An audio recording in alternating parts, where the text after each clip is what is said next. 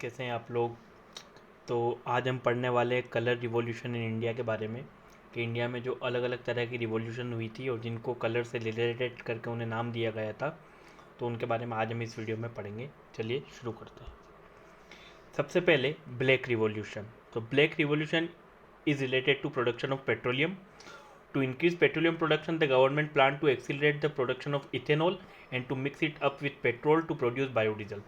So, हमारी government ने petrol के प्रोडक्शन को बढ़ाने के लिए ये प्लान किया था कि जो इथेनॉल का प्रोडक्शन होता है उसे बढ़ाया जाए एंड देन उसे पेट्रोल के साथ मिक्स करके बायोडीजल प्रोड्यूस किया जाए, जो कि जिससे पोल्यूशन भी कम हो और जिससे जो हमारी पेट्रोल को बनाने की कॉस्ट होती है, कॉस्टिंग होती है, वो भी कम हो जाए। क्योंकि जो इथेनॉल होता है ये एक रिन्यूएबल सोर्स ऑफ एनर्जी होता है और ये एक बाय प्रोडक्ट होता है जो हमको शुगर के प्रोडक्शन में मिलता है। क्योंकि हमारी कंट्री में शुगर का प्रोडक्शन भी अच्छे से होता था, हम उसका यूज़ करके इसके पेट्रोलियम के प्रोडक्शन में कहीं ना कहीं सेल्फ सफिशिएंट हो सकते थे। Black revolution is related to production of petroleum. Next है blue revolution. Blue revolution is related to fish production. Fish के प्रोडक्शन को बढ़ाने के लिए, फिश के प्रोडक्शन में सेल्फ सफिशिएंट होने के लिए हमारी कंट्री ने ब्लू रिवॉल्यूशन लॉन्च किया था। Blue revolution made the emergency of aquaculture and important and highly productive agriculture activity. तो जो ब्लू रिवॉल्यूशन था, इसने जो आप कहते हैं मछली पालन जो था उसको एक व्यापार के रूप में इस्टेब्लिश किया, ताकि वहाँ से प्रोडक्टिव एग्रीकल्चर एक्टिविटी के रूप में जो हमारे मतलब आप कह सकते मछुआरे रहते थे वो लोग उससे अर्न कर सकें। ठीक है, तो फादर ऑफ ब्लू रिवॉल्यूशन बोला जाता है डॉक्टर अरुण कृष्णन को। ठीक है, फादर ऑफ ब्लू रिवॉल्यूशन किसको बोला जाता है? डॉक्टर अरुण कृष्णन को। Next, brown revolution. Brown revolution is mainly related to the production of cocoa. Cocoa के प्रोडक्शन के लिए इसको मेनली माना जाता है और लेदर प्रोडक्शन जो था उसके लिए भी ब्राउन रिवॉल्यूशन टर्म यूज की जाती है। This revolution focuses on meeting the demand for coffee from the developed Nations bye growing socially responsible and environment friendly coffee. तो जो विदेशों से एक समय पे डिमांड आने लगी थी कि उन्हें मतलब जो कॉफ़ी की डिमांड थी वो काफ़ी बढ़ चुकी थी and they want environment friendly coffee. The brown revolution is related to Visakhapatnam tribal area. तो मेनली जब ये लॉन्च हुआ था ब्राउन रिवॉल्यूशन जो कोको के प्रोडक्शन को बढ़ाने के लिए, तो ये विशाखापट्टनम के आसपास के जो ट्राइबल एरियाज थे वहाँ से रिलेटेड था। बट प्रेजेंटली अभी जो हमारे पास रिसेंट डाटा है, Karnataka had the largest share of coffee production in India. हमारी कंट्री में सबसे ज़्यादा कॉफ़ी का प्रोडक्शन जिस स्टेट में होता है वो है कर्नाटका, विथ 71.5% जो शेयर है टोटल प्रोडक्शन का वो कर्नाटका में है। Kerala followed at the second place and with Tamil Nadu ranking third. जो ब्राउन रिवॉल्यूशन है वो दो चीज़ों से रिलेटेड है, कोको से एंड लेदर से। नेक्स्ट है हमारे पास golden revolution. Golden revolution is related to horticulture. Horticulture जो होता है इसमें जो फ्रूट्स, जो वेजिटेबल्स, इन सबको जो उगाने की प्रोसेस रहती है डेट इज कॉल्ड हॉर्टिकल्चर। ठीक है, हनी प्रोडक्शन से और फ्रूट्स। गोल्डन रिवॉल्यूशन तीन चीज़ों से रिलेटेड था, हॉर्टिकल्चर, हनी एंड फ्रूट्स के प्रोडक्शन से। The period between 1991 two 2003 is known as the period of the golden revolution. 1991 से 2003 का जो पीरियड है उसे गोल्डन रिवॉल्यूशन का पीरियड कहा जाता है। This made India world leader in the production of bananas, mangoes etcetera. और इस पीरियड में हमने इतनी तेज़ी से प्रोडक्शन किया और इतने अपने देश को सेल्फ सफिशिएंट बनाया इन सब चीज़ों के, फ्रूट्स के, इन सब के प्रोडक्शन में, कि हम एक वर्ल्ड लीडर बन चुके हैं आज की डेट में in the production of bananas and mangoes. और जो फादर ऑफ गोल्डन रिवॉल्यूशन बोला जाता है वो बोला जाता है निरपक तुतेज को। नेक्स्ट है golden fibre revolution. Golden fibre revolution जो है, गोल्डन फाइबर जूट को कहा जाता है। जूट के प्रोडक्शन को बढ़ाने के लिए हमारी कंट्री में एक रिवॉल्यूशन, एक तरीके से क्रांति की तरह इस वर्क को किया गया था। इन्हें रिवॉल्यूशन इसलिए नाम दिया गया क्योंकि देखिए रिवॉल्यूशन जो वर्ड होता है इसका मतलब होता है एक तरीके से संघर्ष, क्रांति, किसी काम को तेजी से करना, किसी काम को एक बड़े स्तर पे करना, युद्ध स्तर पे करना। तो डेट्स वाई ये टर्म रिवॉल्यूशन यूज़ की गई है। Golden fibre revolution is related to jute production. Golden fibre revolution in India is related to jute production during the industrial revolution. जब हमारी कंट्री में इंडस्ट्रियल रिवॉल्यूशन आई थी, जब हमारे यहाँ पे टेक्सटाइल इंडस्ट्री जो थी वो फल फूल रही थी, वो मतलब नर्चर हो रही थी, उस टाइम पे jute started being used as a raw material in the fabric industry. तब फैब्रिक इंडस्ट्री में जूट जो था एक रॉ मटेरियल के रूप में यूज होता था। एंड अंटिल टुडे, आज तक the processed jute is used for making strong threads and jute products.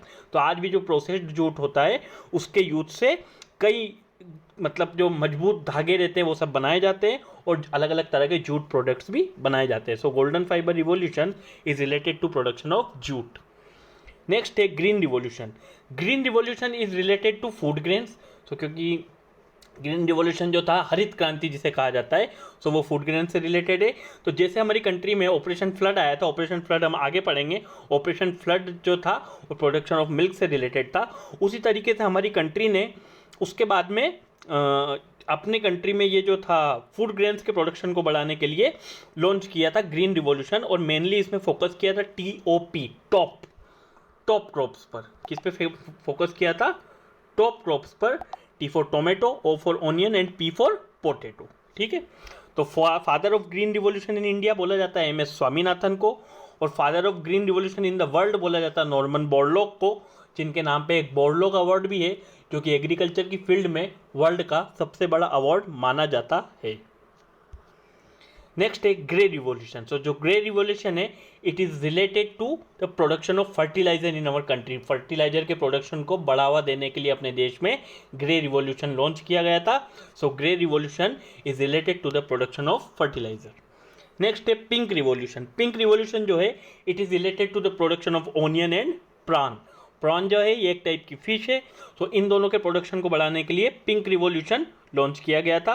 Father of pink revolution जो है वो दुर्गेश पटेल को कहा जाता है. नेक्स्ट है silver revolution. Silver revolution is related to production of egg. और जो पोल्ट्री है, पोल्ट्री फार्मिंग है, उसे बढ़ावा देने के लिए सिल्वर रिवॉल्यूशन लॉन्च किया गया था. The production of eggs was tremendously increase during the silver revolution phase. जो एग्स का प्रोडक्शन था वो बहुत तेज मात्रा से बढ़ा था इस सिल्वर रिवॉल्यूशन के फेज के दौरान.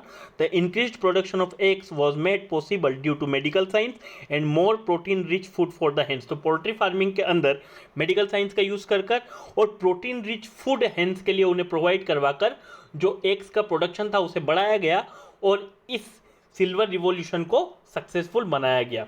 तो जो सिल्वर रिवॉल्यूशन है, इसका कोई फादर नहीं है, इसकी मदर है. और जब मदर ऑफ द रिवॉल्यूशन इस सिल्वर रिवॉल्यूशन की जो है उन्हें कहा जाता है, वो है इंदिरा गांधी. नेक्स्ट है white revolution. So white revolution it is related to the production of milk and dairy. Verghese Kurien जो है उन्हें फादर ऑफ वाइट रिवॉल्यूशन कहा जाता है. और जो ये वाइट रिवॉल्यूशन आया था जब हमने प्रोडक्शन ऑफ मिल्क को बहुत ज़्यादा, बहुत तेज गति से बढ़ाया था, तो उसे नाम दिया गया था ऑपरेशन फ्लड. और ये जो operation flood it made India the world's largest milk producer and dairy farming India largest self sustaining industry. तो इस ऑपरेशन फ्लड ने हमारी कंट्री को वर्ल्ड का सबसे बड़ा मिल्क प्रोड्यूसर बना दिया. और हमारी जो डेयरी फार्मिंग है वो आज भी भारत की सबसे सेल्फ सस्टेनिंग इंडस्ट्री में गिनी जाती है.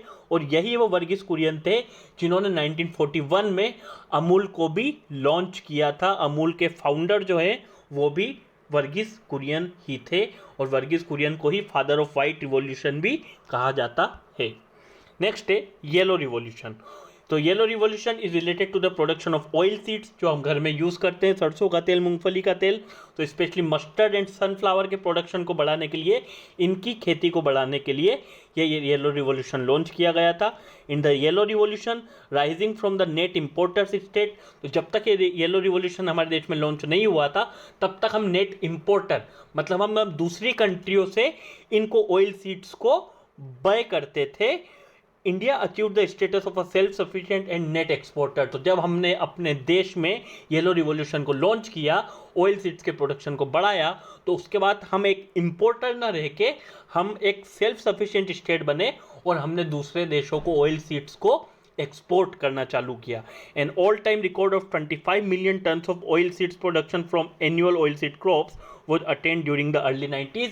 और अर्ली 90s में हमारी कंट्री ने almost 25 million tons of oil seeds का प्रोडक्शन अचीव किया था. और फादर ऑफ येलो रिवॉल्यूशन जो बोला जाता है वो सेम पित्रोदा को बोला जाता है. और राउंड रिवॉल्यूशन जो है it is related to the production of potato. हमारी कंट्री में पोटैटो के प्रोडक्शन को बढ़ाने के लिए राउंड रिवॉल्यूशन लॉन्च किया गया था. फाइबर रिवॉल्यूशन, जो फाइबर रिवॉल्यूशन है it is related to increase the production of cotton in our country. तो जो था golden fibre revolution, it is related to the production of jute, और जो फाइबर रिवॉल्यूशन है it is related to increase the production of cotton in our country. So ये था हमारा video आपके लिए कलर रिवॉल्यूशन इन इंडिया को लेकर। सो आज हमारे चैनल पे 100 सब्सक्राइबर भी पूरे हो गए हैं, तो आप सबका बहुत बहुत धन्यवाद इस चैनल को प्यार देने के लिए। इसी तरह चैनल पे आते रहिए, लाइक कीजिए, शेयर कीजिए, सब्सक्राइब कीजिए। Thank you so much.